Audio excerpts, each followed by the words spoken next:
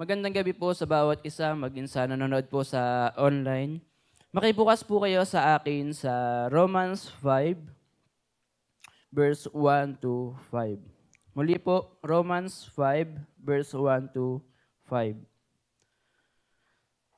Sa English po, sabi po dito, "Therefore, since we have been justified through faith, we have peace with God through our Lord Jesus Christ, through whom we have gained access by faith into this grace in which we now stand. And we boast in the hope of the glory of God.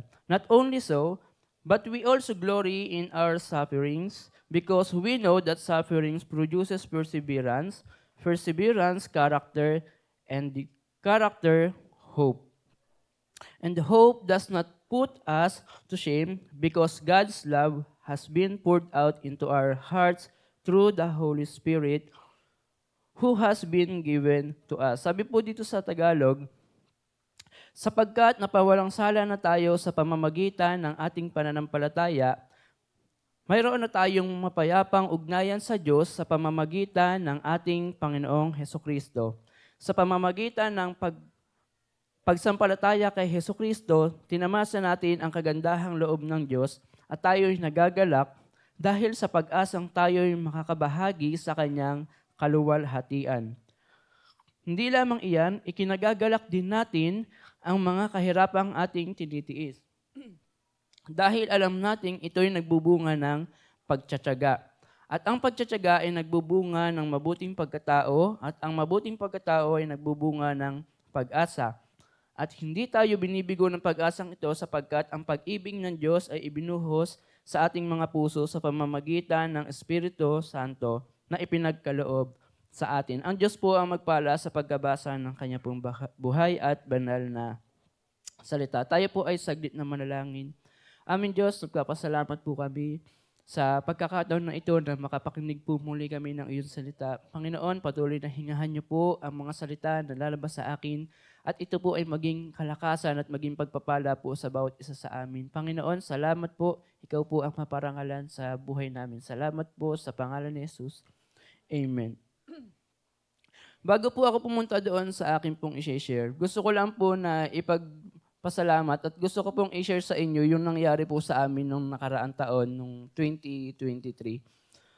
Una po yung patuloy na pagpaprovide po ng Panginoon ng trabaho sa amin, sa kila tatay, na ngayon po grabe, sa trabaho po nila tatay, meron pa po silang, marami pong mga naghihintay ng mga tao na nagpapagawa, ganon. Grabe po yung pagpapala ng Diyos sa amin. At sa akin po, sa aming pamilya, andoon po yung nakakapag-tutor pa po kami, bukod po dun sa nagtuturo ako.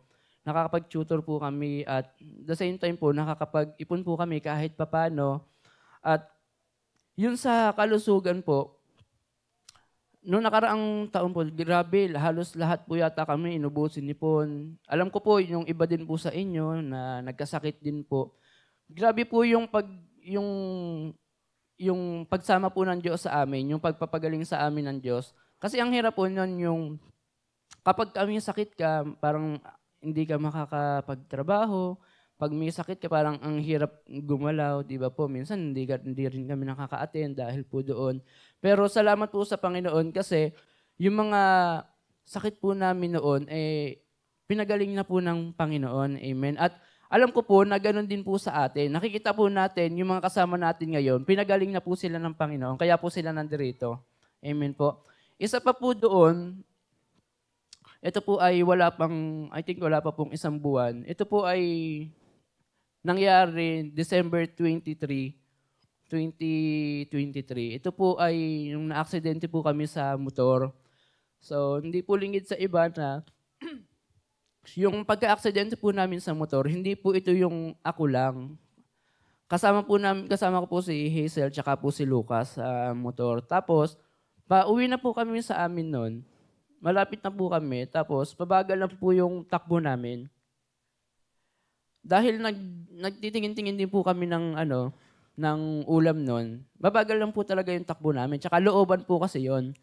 Tapos, maya-maya, hindi ko po inaasahan, bigla pong may aso na lumabas. Hindi po namin alam kung kaninong aso yon. Sa madalit sabi po, nasagasaan po namin yung aso. Then yung gulong po ng motor namin, pumang-ibabaw dun sa aso, kaya nawalan po kami ng balanse. Ang nangyari po sa amin, tumumba po kami, tumalansik po kami doon sa motor. Kami po ng mag-asawa, puro gas-gas po kami noon. Talagang yung motor namin, buti hindi naman po gaanong nagasgas. Kasi ang nagasgas po sa amin, yung katawan namin, nagkamali po kami ng bagsak. Ang pinagpapasalamat po namin doon, iyon lang yung natamo namin. At yung pinakamasarap po doon, wala pong nangyari kay Lucas. Kahit gas-gas po or kahit yung tumama po yung katawan niya doon sa sahig, hindi po iyon nangyari. Kumbaga kasi yung protection po talaga ng Panginoon, yung naranasan namin nung panahon po na yon. Grabe po yun, yung parang, eto na, magpapasko na. Tapos maya-maya, may sugat ka, nagpapaskong umiika-ika ka. Diba? Ang hirap po nun, pero ang Panginoon po, grabe yung pagpapagaling po sa amin. Amen po. So ngayon po, sa ating pong pag-aaralan, ang book po ng Romans, ito po ay sinulat po ni Apostol Paul. Sa first 4 chapters po ng Romans, tinuturo po ni Paul yung gospel as a message about the righteousness of God being given to people because of Jesus Christ. At sa Romans 4 po, Paul is talking about Abraham and how it was Abraham's faith that had justified him before God. Dito naman po, pinipreach po ni Paul yung patungkol po sa kamatayan po ng ating Panginoong Hesukristo. How He died so that we could be justified before God. And then, dito po sa ating pag-aaralan ngayon, sa chapter 5 na pag-aaralan natin, which is yung resulta po, yung result of justification. Ano nga po ba yung resulta ng paglilinis po sa atin ng Diyos? Ano po ba yung resulta ng pinawalan sala tayo ng Panginoon sa kabila po ng kasalanan natin, pinawalan sala po tayo ng Panginoon. So dito po papasok yung title natin sa gabing ito, Cause to Triumph. Ano nga po ba yung dahilan para tayo ay magtagumpay? Ano nga ba yung meron tayo? Ano po ba yung kailangan natin upang tayo ay magtagumpay? At ito po yung pinakamahalaga, sino po ba yung dahilan at magbibigay ng katagumpayan sa atin? Amen po. Before po, tayo po ay makasalanan. Amen po. At hindi po natin deserve deserve po natin yung kaparusahan ng kasalanan natin. Di ba nasa Bible po iyon? Kapag po tayo ay nagkasala, di ba po meron po siyang kalalagyan. Meron po siyang kahinatnan. Kahit gaano po tayo kabuti ngayon, aminin po natin, sa mga nakakaraan, tayo po ay nagkasala. Amen po. Kung ngayon January, mabait ka, nung nakakaraan, aminin mo hindi, may kasalanan ka nagawa. Di ba po? Pero ang kagandahan po doon, andun yung Panginoon. Amen po. Ano po magagawa natin para tayo po ay maligtas mula po doon sa kapahamakan? Di ba wala po? Amen po. Wala tayong magagawa. Wala tayong kakayanan na maligtas yung sarili po natin. Kung tayo lang. Pero, ang Panginoon po, ang Panginoong Jesus, ang Diyos Ama, gumawa po siya ng paraan para sa atin. Ito po yung binigay niya ang Panginoong Jesus para sa iyo at para sa akin. Amen po. In Romans 5 po, sinasabi po ni Paul that righteousness or yung pagiging malinis natin, yung pagiging matuwid, does not come through the law or through any self-effort na ginagawa po natin. Ito po ay regalo po sa atin ng Diyos. Amen. Ito pong justification na available po sa atin sa pamamagitan po ng nangyari sa Panginoong Jesus doon po sa krus ng Kalbaryo. It is because God gave His own Son, sacrificed His own Son for you and for me. So ito po yung napakaganda. Hindi po natin Hindi po natin deserve yun eh, pero binigay po sa atin ng Diyos. Ganun po niya tayo kamahal. Amen po, sa kabila po ng kasalanan natin, tayo po ay binigyan pa ng pagkakataon ng Panginoon. Sabi po sa verses 1 and 2, "Therefore, since we have been justified through faith, we have peace with God through our Lord Jesus Christ, through whom we have gained access by faith into this grace in which we now stand, and we boast in the hope of the glory of God."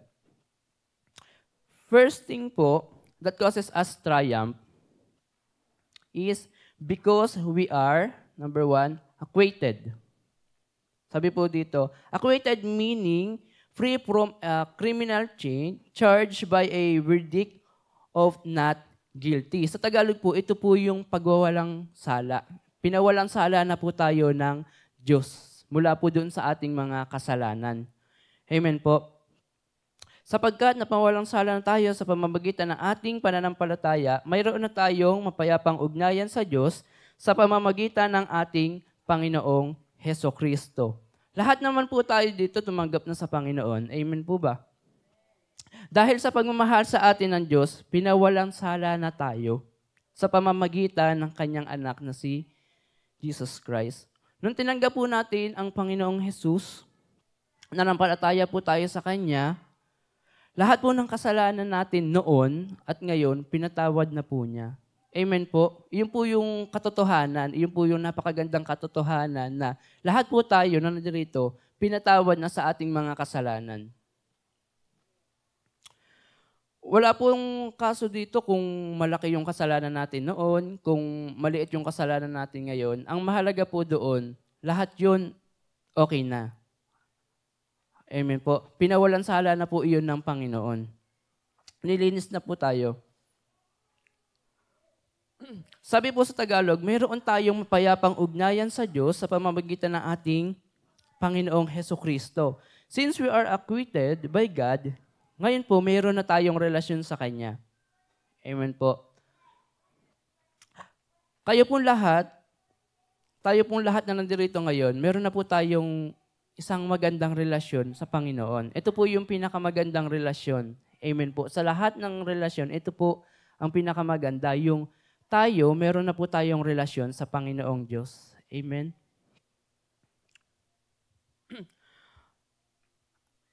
Ito po, wala pong manghuhusga sa atin. Yung nagkasala tayo, hindi ka pwedeng husgahan ng iba. Wala pong makakapaghusga sa atin. Amen po ba? At gayon din po, wala din po tayong kakayanan, hindi din po tayo dapat manghusga ng iba. Amen po. Pantay-pantay lang po tayo sa harapan ng Panginoon. O eto, ikaw malaki yung kasalanan mo, ako maliit lang. Huhusgahan kita. Hindi po ganun. Basta nagkasala ka, wala po tayong karapatang manghusga ng iba. Amen po.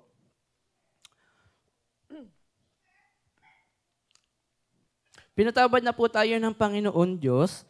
At napakalaki po nung ginawa niyang sakripisyo para sa atin. Hindi po biro yung sinacrifice po niya yung kanyang anak. Di ba po? So, yung ginawa po ng Diyos sa atin, napakalaking sakripisyo po yun. Amen? Para po sa atin na, kumbaga parang mababa lang. Amen? Sino po tayo para ibigay niya yung kanyang anak sa atin? Sino po ba tayo para mahalin ng ganoon na lamang ng Diyos? Di ba po? Sa taon po na to, nung nakaraang taon po, nagsumikap na tayo, nagpakalalim na tayo. Sana po ngayong taon na to, mas lalo pa po nating naisin na mas lumalim sa Panginoon. Amen po ba? Hindi lang po yung basta umaatin ka lang. Dapat po, lumalalim ka din.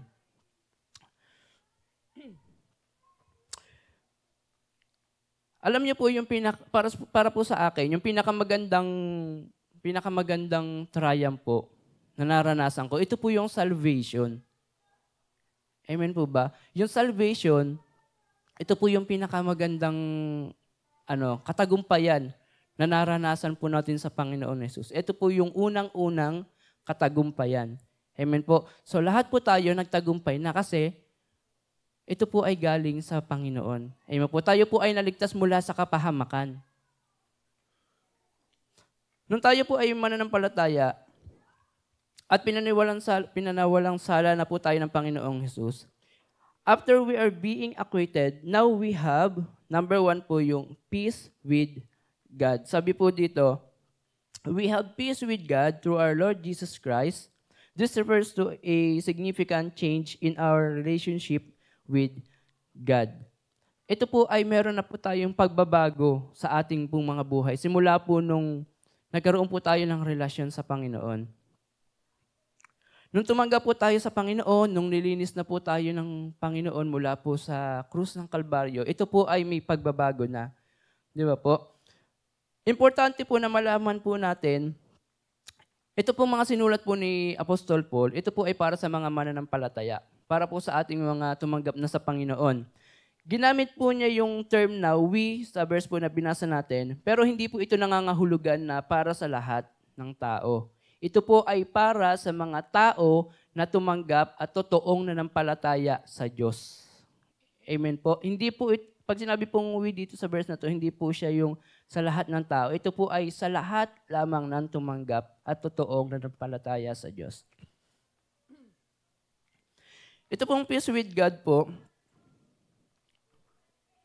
ito po yung para po sa ating lahat. Di ba po? And second po, by faith, we have gained. Sa number 2 po, yung number 1, peace with God. Number 2 po, grace of God. Sabi po dito, through whom we have gained access by faith into this grace in which we now stand. Aside from having peace with God, nagkaroon din po tayo ng accent sa kanyang habag, sa grace po ng Panginoon. May word po na access po dito sa binasa natin, which mean, after being acquitted, we can now enter the room of God's favor. Di ba po? Iyon po yung magandang access. Ibig sabihin po ng grace, ito po yung a good thing or yung magagandang bagay, mga pabor ng Lord na hindi naman natin deserve.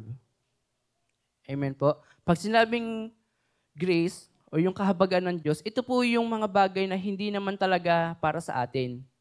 Hindi po natin deserve, pero ito po yung binigay ng Diyos sa atin. Because of that, being acquitted or justified by God causes us to triumph. Ito po yung isa pa sa dahilan ng ating pong pagtatagumpay. So, ulitin ko lang po. Number 1, acquitted. Ito, mabilis lang po ito. Number 2, advantage. Sabi po sa verse 3-4, not only so, but we also glory in our sufferings because we know that suffering produces perseverance, perseverance, character, and character, hope. Sa Tagalog po, hindi lamang iyan, ikinagagalak din natin ang mga kahirapang ating tinitiis dahil alam nating ito'y magbubunga ng pagtsatsaga. At ang pagtsatsaga ay nagbubunga ng mabuting pagkatao at ang mabuting pagkatao ay nagbubunga ng pag-asa. Napakagandang katotohanan po, napakalaking advantage po na meron po tayong Diyos sa buhay natin. Amen po. Yung makilala mo ang Diyos, napakalaking privilege na po nun. What more kung tinanggap pa po natin siya sa ating mga puso. Amen. Not because we are justified by Christ, meaning all good things na lang po lahat sa buhay natin. What is good is we have advantage. Yun po yung kagandahan. Meron po tayong advantage. Kagaya po ng mga tao na nakakilala na sa Diyos, meron po tayong advantage.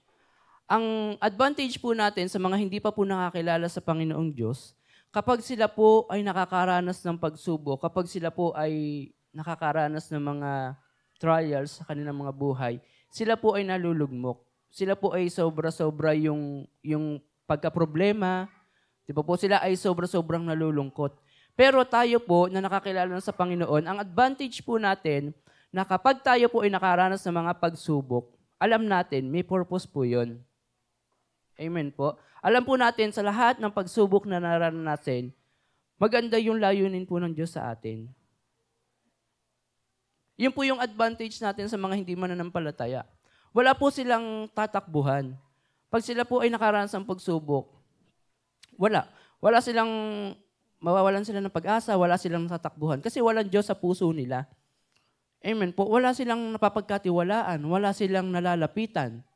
Amen po. Kapag tumakbo sila sa kamag-anak nila, possible na hindi rin sila matulungan. Pero sa atin po, napakagandang advantage po yung sa kabila ng pagsubok natin, marami po tayong natatakbuhan. Amen po. Yung mga kapatiran po natin na pagpe-pray po tayo at meron po tayong Diyos na tutulong sa atin. Amen po.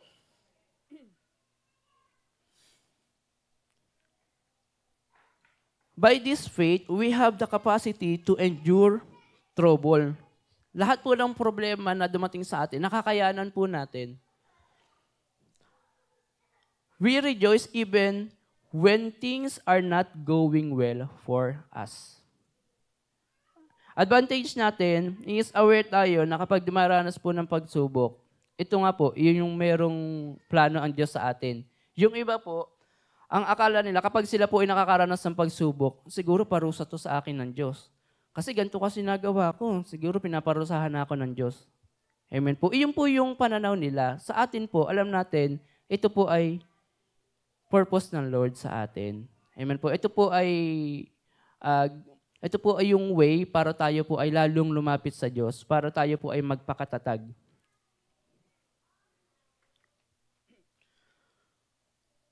And alam natin na lahat po ng pagsubok na dumadaan sa atin, even yung mga malalaki man or maliliit, hindi po ito dahil sa nakayanan natin, hindi po ito dahil sa atin lang, kundi ito po ay plano ng Diyos sa atin. Amen. Tinutulungan po tayo ng Panginoon at lahat po ng iyon ay may purpose. Lahat po ito ng may layunin. Pwedeng ito ay makatulong sa iyo para mas lalo ka pang lumalim sa Kanya. Diba? Ito po ay way ng Panginoon para lalo kang tumatag sa pagtitiwala sa Kanya. Hindi po tayo ma-excuse sa lahat po ng problema habang tayo po ay nabubuhay sa mundo. Amen. Pero lahat po ng sufferings and hardships na nararanasan po natin, ito po ay magbe-benefit din sa atin. Ito po ay advantage din sa atin. Amen po. First, for those who live by faith, our sufferings produces perseverance or yung pagtsatsaga. Kahit dumaranas tayo ng paghihirap, natututo po tayo na maging matatag. Amen po. Maging mas matyaga. Lalo po tayong magpakatibay. Napagpapatagumpayan po natin yung pagsubok natin kapag tayo po ay nananatiling matatag. Sufferings produces perseverance, a guilty that God highly values. He wants us to be strong and He is preparing us to be strong. Amen po. Yung second po, perseverance produces character. Habang humaharap po tayo sa mga pagsubok, dun sa mga testing natin sa buhay, mas nagiging pure tayo sa harapan po ng Panginoon. Dito lumalabas kung ano yung character natin. Kung sino po ba tayo, kung ano po yung kakayanan natin. Gaano ka katotoo kapag sinungsubo ka na ng Diyos. Di ba po? And kung pure ba talaga tayo, gagamitin po yun ng Panginoon as opportunity na malaman kung ano po ba yung dapat i-improve sa atin. Amen po. So kapag tayo nakakaranas ng pagsubok, ito po yung way ng Panginoon para malaman kung ano pa yung i-improve sa atin. May dapat pang ayusin sa atin or wala na. Di ba po? So ito po yung katotohanan na lahat tayo meron pang i-improve. Alam ko po sa akin, meron po pong i-improve sa akin ng Diyos. At alam ko din po na ganoon din po sa inyo. Amen po. Number 3, character produces hope. When we are going through periods of suffering and pain, there is always room for hope. Amen po. Yung pinagdaraanan po natin ngayon, hindi lang po hanggang dyan na lang po yun. Maniwala po tayo, there is something greater for us. Amen po ba? Ulitin ko po, there is something greater for us. Amen. It is our advantage that we may be able to rejoice in our suffering. So sa lahat po ng pinagdaraanan natin, pwede pa rin po tayong magalak. Amen po. Kung natatandaan niyo po yung tinuro ko last time, kasama po ito doon. Yung kahit sa kabila ng pagsubok, magagalak pa din tayo. Amen po. So, ulitin ko po, number 1, acquainted. Number 2, advantage. So, meron po tayong advantage dahil po sa Panginoon.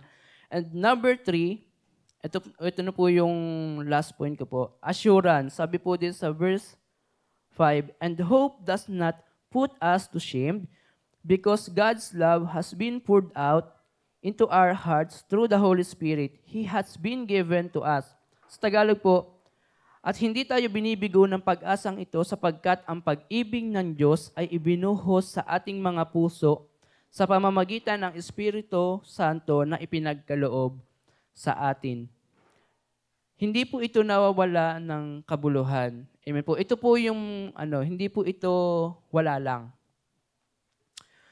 From verses 1 to 5 po, makikita po natin dito yung demonstration ng pagmamahal sa atin ng Panginoon sa pamamagitan po ng Panginoong Jesus. Because of His love for us, we have the assurance. Meron po tayong kasiguruduhan.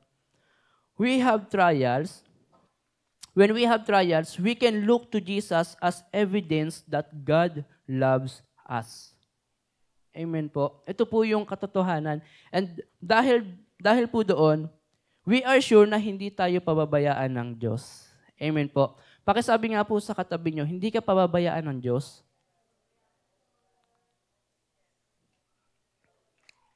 Pakisabi din po sa sarili nyo, hindi ako pababayaan ng Diyos. Amen. Magtatagumpay ka, pagtatagumpayan mo yan, at mapagtagumpay ka na. Amen po. Ulitin ko po. Magtatagumpay ka, mapagtatagumpayan mo yan, at mapagtagumpay ka na. Amen? Palakpakan nga po natin ang Panginoon. God really means for you to have assurance that you are going to inherit the glory of God. Isasama po tayo ng Diyos sa kanyang kaluwalhatian na meron po siya. You are going to inherit the glory of God. Sabi po sa verse 5, because God's love has been poured out into our hearts through the Holy Spirit who has been given to us.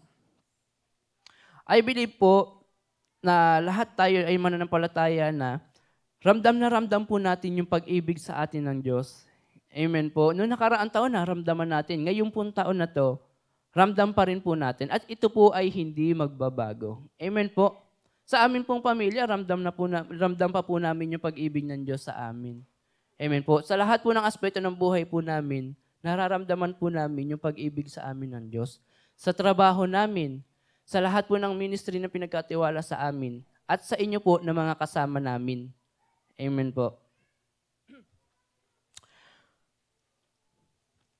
Napakarami pong pinatunayan po sa atin ng Lord na para po tayo ay magduda pa sa kakayanan niya. Di ba po?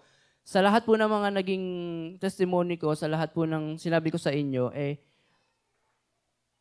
ano pa kung magduda ako sa Panginoon? Nagawa naman niya kaming pagtagumpay noon. Sa inyo din po ganun. Alam ko po na marami na po tayong naranasan mula sa Diyos. Ano pa kung magdududa pa tayo sa Kanya, no?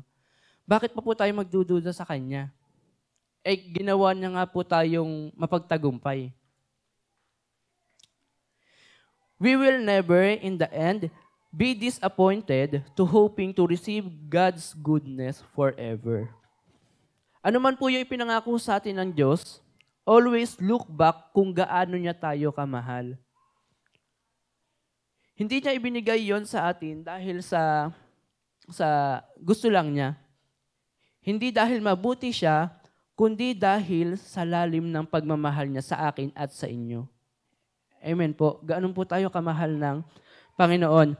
Dito po sa mundo natin ngayon, napakadami pong disappointments. Talagang makakaramdam po tayo ng kabiguan. Ito yun po yung totoo doon. But, the gracious gift of hope is secured.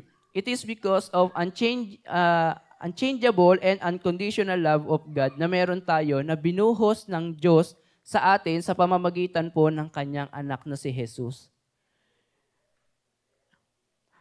God's great love for us will remain the same yesterday, today, and forever. Iyon po yung tandaan natin. Ang dakilang pag-ibig po ng Diyos, hindi po yan nagbabago. Amen po. Naranasan natin noon, nararanasan natin ngayon, at mararanasan pa natin sa susunod na panahon.